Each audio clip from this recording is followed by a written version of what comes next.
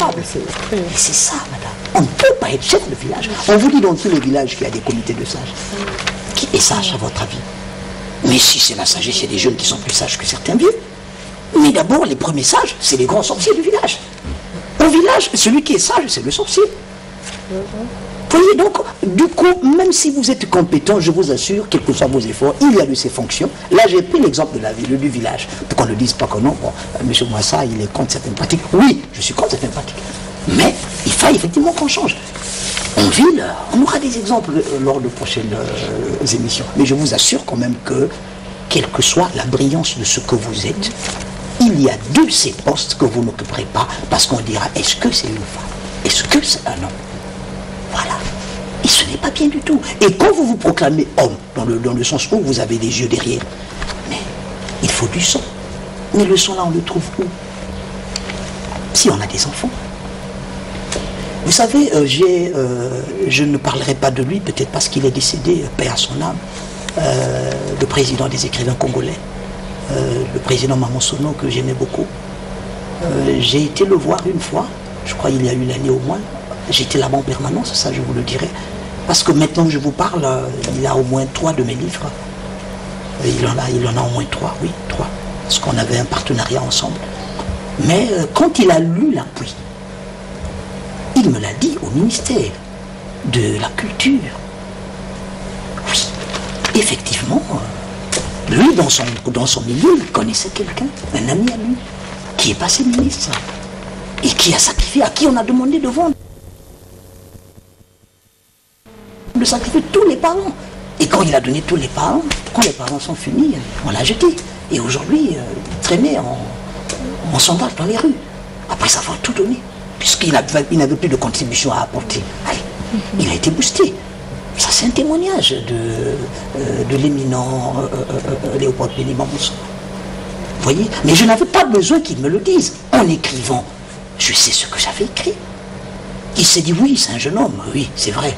Mais je vous assure, madame, que la vision, le don de Dieu n'a pas besoin de l'âge. Il y a beaucoup de gens qui sont derrière Jean-Claude avec La Pluie. Et Revirement, c'est comme la contre-attaque de La Pluie. Vous aurez l'impression que Revirement, cette nouvelle-là, vient comme pour venger la nouvelle de La Pluie. Si Jean-Claude peut tuer tout le monde, il faille qu'il y ait des gens à côté pour régler les cas de ces Jean-Claude-là. Parce que les parents qui sont tués là sont aussi les formes de Jean-Claude. Et oui, et ces parents-là, je ne vous dirais pas qu'ils étaient innocents. Non, ils ne l'étaient pas. Ils savaient ce qu'ils faisaient. Dans cet ouvrage et dans plusieurs des nouvelles, justement, vous abordez des aspects assez mystiques. Nous retrouvons ça même lorsqu'il s'agit de l'enseignant qui est allé travailler dans un autre village. D'où puisez-vous toutes ces connaissances sur le mystique ou le mysticisme? Oui, moi j'aimerais certainement, à un moment donné de ma vie, approfondir mes connaissances dans ce domaine. Parce que je me rends compte qu'il y a trop de choses que nous ignorons. Effectivement, approfondir, pas dans le sens de devenir comme eux, non, approfondir dans le sens d'en savoir un peu plus sur ce qui se passe. Parce que je vous assure, madame, quand vous n'en savez rien du tout, quand vous dormez là, c'est compliqué, parce qu'il y a trop de choses qui se passent. Et la plupart des vraies choses se passent seulement la nuit. Et vous constaterez que tous les grands problèmes du pays ne se traitent que la nuit. La journée, c'est pour les femmes. La journée, c'est pour les enfants. Quand il faut s'asseoir sur une table et discuter des grands problèmes, ça ne se fait que la nuit. Vous voyez, donc la nuit a une incidence vraiment importante sur le quotidien. D'où est-ce que je puise ce que je mets? Je dis que c'est juste un coup d'œil que le Seigneur m'a permis d'avoir.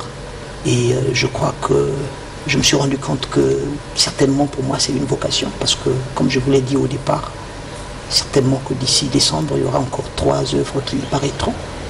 Vous voyez, c'est la suite d'une certaine éducation, d'une certaine culture. Nous sommes nés, nous avons grandi, on a été enfants, on a vécu certaines choses autour de nous que nous ne comprenions pas à l'époque. Au fur et à mesure que nous avons grandi, on a fait comme qui dirait un regard rétrospectif. On a dit, mais au fait, quand j'avais 5 ans, il y a eu tel problème à la maison, il y a eu tel problème dans la rue, il y a eu tel problème à l'école. Et aujourd'hui, je comprends mieux pourquoi il y avait ce problème-là. Et je sais que nous ne sommes pas à la fin. Plus on grandira, on découvrira certaines choses et nous comprendrons certaines choses que nous ne comprenons pas maintenant. Mais je vous assure que j'essaie de rendre ce que la Providence me donne. Tout ce que j'écris, ça arrive. Voilà. Est-ce que vous avez des questions à poser? Oui, madame. Oui, allez-y. Dans Akali Fourchon. De part et d'autre, les enfants sont mal reçus. Eux qui autrefois des Mboshi à Nyanga sont traités de Congo à Ouesso. Devrait-on alors uniquement se marier avec des gens du même village? Oui, mais à la lueur où vont les choses, madame, on a l'impression que c'est cela. Vous allez aimer une fille, la fille vous présente à son père. La première question que le père demandera au jeune homme, vous êtes de quel village? Pourquoi ça? J'ai horreur de ces questions. J'ai une compagne chez moi. Mais vous comprendrez que inconsciemment, les amis qui viennent, la première question, c'est de me demander, elle est d'où ta compagne? Vous voyez, donc inconsciemment, nous trimballons des tares de tribalisme. Et si je dis qu'elle est du village, ah, voilà. Mais si elle n'est pas du village, quelquefois, on a du mal à répondre à cette question. Parce qu'on saura la réaction que l'autre va afficher. Vous voyez, ce ne sont pas des comportements de nature à améliorer les relations entre tribus. Nous sommes un pays qui a plus d'une quarantaine de tribus. Voyez un peu. Donc c'est ça qui ferait en réalité la richesse de notre nation. Le Congo ne sera jamais Congo si nous éliminons ou nous supprimons une tribu ou une ethnie, quelles que soient les tentatives visant à supprimer une seule tribu. Tout ça, je parie, sera voué à l'échec. Parce que ce que Dieu a placé, on n'enlève pas. Laissons Dieu enlever. Donc, parler en termes de moshi, les enfants sont traités de moshi à Nyanga, mais de Congo à Ouesso. Parce que justement, le père est le Nyanga, M. Mungele, et la mère est Kouyou. Ils se sont dit étrangers, ils se sont crus étrangers à Nyanga. Et revenus chez eux, entre guillemets, ils sont encore traités d'étrangers. À la fin, ils se demandent, nous sommes d'où? Vous savez, dans votre pays, ou dans notre pays, le Congo, combien vivent ce problème-là? Surtout lorsqu'il y a des conflits. Quel que soit votre engagement dans une structure donnée, on dira, mais oh, au fait, vous avez oublié qu'il a un parent de l'autre côté là-bas? Attention, il ne faut pas parler fort devant lui. Et si vous allez de l'autre côté, on vous traitera pareillement. Du coup, vous êtes d'où? Vous êtes comme ce que nous avons appris en littérature, c'est Césaire qui était déraciné. Ils ne sont ni africains, ni européens, mais ils sont au milieu. Voilà les gens qui sont à Califourchon. Est-ce qu'ils devraient créer une république à eux? Mais je crois que si on est à Califourchon, ce serait même une force. Avoir des parents au nord, les avoir au sud. On est comme le symbole même de l'unité nationale, puisqu'on a des oncles de part et d'autre. On ne pourra pas s'atteler à supprimer une ethnie ou une tribu donnée. Voyez un peu. Est-ce qu'il faut, comme vous avez posé votre question, il faut encourager les mariages seulement entre les gens de même village? Ça, c'est faux. Cela contribuerait même à accentuer ce tribalisme-là. Si vraiment j'étais membre du Parlement, je proposerais une loi visant même à imposer les mariages mixtes. Un homme du Sud doit épouser une femme du Nord. Une femme du Sud doit épouser un homme du Nord. Comme ça, au moins, on verra encore d'où sortiront les histoires de tribalisme. Akali Fourchon est un texte qui dénonce le tribalisme. Mais dans ce texte, vous soulignez un point. Ces enfants qui sont issus de deux tribus différentes, justement, ne savent pas parler la langue de leurs parents, ni de l'un ni de l'autre. Oui. C'est un cas qui est récurrent, madame. Vraiment récurrent, vous voyez. Et surtout si vous avez la malchance d'avoir eu un père intellectuel. Surtout encore s'il a été enseignant. Et s'il a été soit instituteur, parce qu'instituteur ou professeur de français, je vous assure que l'idéal pour lui sera que tous ses enfants s'expriment comme les petits-fils de Jacques Chirac. Et dès que vous parlerez même dans sa propre langue à lui, il va vous frapper. Ah non, non, non, non, il faut parler en français. Mais l'enfant ne reçoit que ce qu'on lui donne. Si vous avez un enfant et vous allez le placer, il a 1 mois ou 2 mois, vous le placez aux États-Unis, il est normal qu'il parle anglais après. Il parlera mieux anglais même que tous les Congolais du Congo. Mais l'enfant est né, il a grandi en ville ou bien il a grandi au village. Le parent a été enseignant. Le parent a dit à l'enfant, tu ne peux parler que le français parce que lorsque tu t'exprimes dans ces langues-là, un peu, quelque peu comme on dit vulgaire, c'est la gêne. Quand le parent reçoit les visiteurs et l'enfant parle en mochi ou l'enfant parle en couillou, le parent a honte. On dit mais voilà des petits sauvages. Vous voyez un peu. Donc du coup il voudrait qu'on dise mais voilà des enfants civilisés. Être civilisé c'est quoi? C'est parler comme le français. C'est vivre comme le français. S'exprimer comme le français. Et quand l'enfant parle rien que le français, alors les parents sont à l'aise. Leurs enfants sont traités de civilisés. Voilà une famille avancée, une famille évoluée. C'est ça le problème avec beaucoup d'enfants au Congo. Pas seulement au Congo, en Afrique. Et lorsqu'il y a des guerres, on dira telle chose c'est quoi? L'enfant dit mais on n'a jamais appris ça. Je ne sais que parler le français.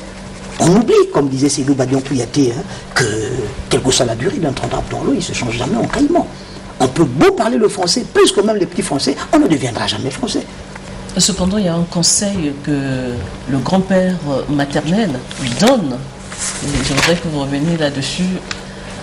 Oui, mais le grand-père maternel, vous voyez qu'il est même gêné de causer avec l'enfant. Parce qu'il a l'impression que l'enfant est un peu plus avancé même dans ses remarques. Il donne le conseil à sa fille pour que l'enfant soit intégré.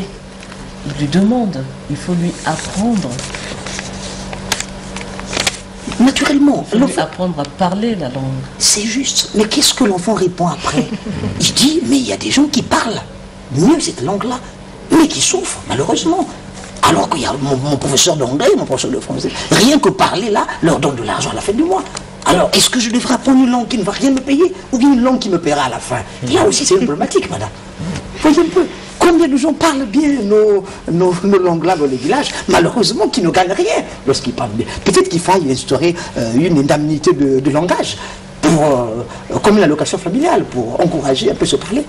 Mais sinon, jusqu'à preuve du contraire, celui qui parle bien l'anglais, rien qu'à l'entendre parler, on l'invite. Monsieur, venez encadrer ma fille. On va vous payer 50 000 francs. Même s'il ne sait pas bien parler, on dit qu'au pays des aveugles, bon, les rois, il ne sait dire que les aïe, ou les you, les you, et ayam, et puis il va encadrer les 50 000 francs. À Califourchon, ce titre illustre bien le texte. Le dernier supplice parle d'un problème actuel. L'enrôlement des enfants dans des milices. L'enrôlement des enfants et ses conséquences. C'est juste. C'est cela un problème. Vous voyez, cette jeunesse-là, qui en réalité est l'avenir. Parce que je ne dirais pas l'avenir de demain, puisque dans l'avenir, il y a déjà demain. Donc, ces enfants-là qui sont l'avenir, madame. Vous voyez, le vieux, comme disait Seydou Badian, si jeunesse savait et vieillesse pouvait, parce que les vieux ne peuvent plus, mais les jeunes peuvent. Or, les vieux savent et les jeunes ne savent pas. Du coup, les vieux utilisent ces jeunes à leur propre fin, surtout des fins égoïstes. Vous voyez comment le jeune homme Nkaya, il est enrôlé de force. On abat les parents devant lui. On abat les parents, on dit aux parents de donner leur contribution, leur enfant. Les parents disent, mais notre enfant n'est pas militaire. Je lui dis, mais non, il faut donner l'enfant parce que c'est votre contribution. Vous voyez, donc c'est une guerre qui avait presque... Parce que les parents ont voulu protéger leur enfant. Naturellement, et c'est le devoir de tout parent. Ils ont été abattus froidement. Et je crois que c'était des parents responsables. L'enfant est parti, mais le parent est mort d'abord. Là encore, il n'y a plus de compte à rendre. Mais si l'enfant était parti et que le parent, madame, est resté en vie, je crois que ce parent-là n'aurait pas mérité le nom de parent. On les a abattus et on a ravi leur enfant. Il n'y a pas de problème, c'est autre chose. Là, ils ont fait leur devoir, ils ont protégé leur enfant. L'enfant est parti, du coup, il est devenu, en quelque temps, il est devenu négatif, il est devenu dangereux et il a trouvé la mort. Et ces enfants-là qui sont exploités, abusés, qui sont utilisés, jusqu'à quand on va les utiliser? Prenez des mesures. Vous voyez, madame? Et c'est ça. Et au départ, vous avez lu comment le proviseur a demandé aux enfants d'aller au front. C'est la guerre, la capitale a été attaquée, allez-y. Si vous n'y allez pas, on continue à faire court, on dira que nous épaulons le régime en place. Est-ce qu'il faille politiser tout dans un pays? Non. Combien de régions en Afrique on dit non, on ne va plus accepter qu'il y ait cours chez nous? Qui a perdu dans ces régions-là? Notre si beau pays, le Congo, a vécu combien de guerres, madame? Donc combien de départements? Moi qui vous parle, j'ai connu une année blanche. Mais je me dis, tout a été dans le plan de Dieu, certainement, parce que c'est Dieu qui a permis. Mais vous voyez, donc combien de départements il y a eu des années blanches? Si chez nous il y a eu une année blanche, il y a eu des endroits où ils en ont connu 2 ou 3, parfois 3 ans consécutivement, sans faire court. Parce qu'on s'est dit bêtement que si on accepte de laisser les enseignants travailler, alors on va épauler le pouvoir en place. Mais en mettant des entraves, on détruit la jeunesse de ce département-là. Et du coup, dans les années qui viendront, je vous assure que dans certains départements, il manquera de cadre. Puisqu'il y a un vide désormais qui s'écrit. L'instruction, c'est une arme pour tout le monde. Et dans ce texte, vous peignez également le sort des jeunes filles lors des conflits. Et ce sort est réellement triste. Viol, assassinat. Et assassinat suite à des viols. Toujours des viols. Naturellement, madame. Lorsqu'on a violé une femme, le désir naturel qui se dégage, c'est de la supprimer. Puisqu'il y a un dégoût, un dédain viscéral qui va monter du cœur de cet homme-là, je vous assure. Lorsqu'une femme, surtout en période de conflit, elle a été violée, surtout si c'est 5, 10, 15 personnes, à la fin on dit, oh, il faut la tuer. On n'a même pas envie de la voir rester en vie. On devrait la tuer. Voyez un peu, qu'est-ce qu'elle a fait pour naître femme? Elle a été enrôlée. Est-ce que tout le monde devrait dire à Dieu, bon Seigneur, j'aimerais naître garçon? Vous voyez comment le garçon a été enrôlé, comment les filles sont enrôlées, et vous voyez, elles sont enrôlées, elles sont abusées, et puis. C'est la réalité de tous les conflits que nous déplorons aussi. On retrouve des corps de jeunes filles dans de caniveaux, naturellement, jetés. Oui, après avoir copieusement servi. Copieusement servi, ils ont accordé toutes leurs faveurs. Tout ce qu'elles pouvaient avoir de bon, elles ont donné. Et à la fin, les hommes là ont dit, mais puisqu'elles n'ont plus rien de bon, elles vont servir à quoi? Elles sont devenues des déchets, et naturellement un déchet toxique. Parlons de jeunes filles, nous arrivons donc à la nouvelle 8, intitulée « Qui cherche ?», qui parle justement d'une erreur de jeunesse, une erreur de jeunesse justement qui conduit à un drame, puisque cette fille qui est tombée amoureuse d'un jeune homme et qui est déçue par la suite se suicide. Voilà. Et prend du plan manganate. Voyez, madame, c'est la réalité aussi, c'est un problème. Voyez, qui cherche? Et j'ai mis des points de suspension. Question de dire au lecteur, complétez vous-même, complétez le trouve qui manque. Parce que l'œuvre littéraire ne trouve son achèvement que dans la lecture. Voyez, il y a des questions que vous me posez auxquelles je n'y avais pas songé au départ. Voyez, il y a également des analyses et des observations que vous ferez, que certainement moi-même je n'ai pas faites en écrivant. Donc il n'y a achèvement d'une œuvre ou d'un livre que dans la lecture. C'est le lecteur, pour ne pas dire le critique, qui vient finaliser l'action entreprise ou amorcée par l'auteur. Tant que le critique ou le lecteur n'a rien fait, le document n'est pas achevé. Vous voyez, donc c'est donc cet achèvement-là que nous trouvons aujourd'hui, après la lecture, après les analyses, les observations que vous faites. Cette fille, Cassia, de prénom, qui est très petite d'ailleurs, qui a été envoyée et puis qui retrouve son amant avec une autre dans le même hôtel, qui prend du permanganate et finalement qui trouve l'amour au CHU de Brazzaville. Combien de jeunes filles meurent comme ça, madame? Beaucoup. Cassia, peut-être que Cassia n'existe pas, mais j'en ai connu moi des Cassia qui sont mortes. Beaucoup. Et je crois qu'il y en aura encore ces Cassia-là. Pourquoi ôter de la valeur à sa propre vie pour un homme? Pour une déception, malheureusement. Makita Célia Didel, qui vont nous dire ce qu'ils pensent de cet ouvrage. J'ai compris, suite à la lecture de ces brillantes expressions entremêlées et rythmées selon les cadences grammaticales, qu'il faut être un nouvelliste ou écrire un recueil de nouvelles pour sonder les profondeurs des mots qui ruinent le cœur de l'homme et son milieu de vie. Pour ma part, je dirais tantôt que cette nouvelle à califourchon est écrite avec un registre de langue très appréciatif, mêlant tragédie et comédie. J'ai compris que l'auteur a joué avec les composants de ses noms dans ceux des personnages. À l'exemple de Malandine, qui vient droit de Émilan, Bouloud, Bondou, Mungele, qui viennent droit de Émilon Mwassa Ibengue. Il ressort de cette nouvelle pas mal de types de morale, comme quoi tout Congolais doit être un et solidaire, car le jour où une seule ethnie disparaîtra, il n'y aura jamais le Congo. Merci. Ce livre ressort plusieurs figures de style. Parmi ceux-ci, nous avons la POCOP. Nous avons par exemple la suppression des mots tels que fac au lieu de faculté, prof au lieu de professeur et Pachi au lieu de Patricie. L'auteur a abordé plusieurs thèmes dans son œuvre, parmi lesquels nous avons le chômage, la corruption, le tribalisme et d'autres. Alors, peut-être le dernier message de l'auteur avant de nous séparer. Que le lectorat ne pense pas que j'ai voulu me dédouaner personnellement, parce que la nation, lorsqu'elle est sale, ce sont tous les citoyens qui sont responsables. Pas forcément coupables, mais ils sont responsables. Tout le monde est responsable. Donc, c'est vrai, les choses sont sales. Je ne dis pas que je suis à l'écart. Les choses sont sales parce qu'il y a des gens qui les ont salies. Et nous les avons tous salies. Mais que chacun de nous apprenne d'abord à reconnaître qu'il a aussi sali, il a contribué à salir ces choses-là, et donc à améliorer son comportement. Comme ça au moins, notre nation qui est si jeune et si florissante, connaîtra des lendemains certainement viables. Un premier ouvrage, mais écrit d'une main de maître. Je vous conseille de lire ce recueil de nouvelles, vous ne serez pas déçus. Merci de nous avoir suivis et bonne suite au programme sur DRTV.